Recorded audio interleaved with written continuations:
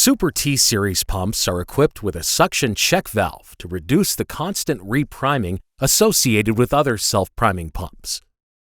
This positive sealing valve can be easily inspected or replaced without disconnecting any piping. After draining the pump and removing the back cover plate, remove the check valve pin, reach through the back cover opening, and pull the complete assembly from the suction flange. Should the suction check valve become worn out, it must be replaced as a complete unit. Individual parts are not sold separately.